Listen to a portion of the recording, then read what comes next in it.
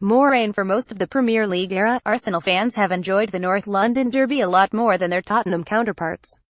This is especially so in the Wenger years. It all started in November 1996 when Arsene Wenger took charge of his first North London derby and triumphed 30 against a Gerry Francis side.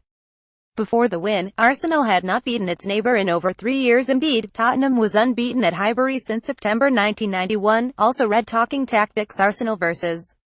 Tottenham Hotspur. The Frenchman's concept of growing a team, of developing starlets together into a unit that could mature, had the acknowledgement of his rivals, from Alex Ferguson to Sam Allardyce. The English media showered praise on the Frenchman's meticulous preparation and knack of adding the right players to his jigsaw. By the turn of the century, Wenger had assembled a squad of real substance and confidence. A team that had Thierry Henry in his prime leading the charge, with the likes of Dennis Bergkamp, Robert Pires, Freddie Ljungberg, Patrick Vieira, and Nwankwo Kanu buzzing around the pitch won many admirers. On the other side, Tottenham struggled to find someone who could outthink Wenger. The Spurs management sacked 3 managers, including former Arsenal man George Graham, and 2 caretakers before zeroing in on Glenn Hoddle to tackle the Frenchman during that period. But the script remained the same, as Hoddle had to leave after 2 seasons of disappointing results. New manager Martin Jol's first showdown with Wenger produced a classic derby which Arsenal won 54 at White Hart Lane. The Dutchman was unable to beat the Frenchman despite facing him more times than any other Spurs boss.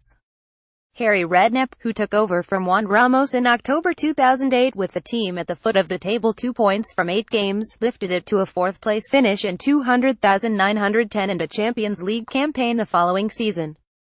The talk of a power shift first emerged during the Englishman's reign. Starting with an epic 44 draw at the Emirates Stadium, Redknapp enjoyed more success over Wenger than any other Spurs manager, winning 3 matches against the Frenchman. The squad had a brilliant first half, but a late-season collapse saw it finish 1 point below Arsenal in 2012. Tottenham chairman Daniel Levy sacked Redknapp for the disastrous finish, which culminated in Tottenham missing out on Champions League qualification. After 2 seasons of disappointment with Andre Villas-Boas and Tim Sherwood, Levy managed to find the right person in Mauricio Pochettino. Of course, if you see the history, Arsenal was above Tottenham in the last 20 years. Wenger deserves a lot of credit for that. To stay at a club 5 years, is because you are a good manager. If you stay 10 years, you must be very good. But to stay more than 20 years, it is because you are special. I need to be honest and fair. He is my enemy because he is Arsenal manager, but he is my colleague too. What he is doing at Arsenal and as a manager, I would like to be him one day. 20 years at Tottenham. Mauricio Pochettino, the Argentine, has been doing what Wenger did during the last decade. Young, ideally British talents with potential resale value have been made a priority. Academy talents with lots of potential have been promoted to first team.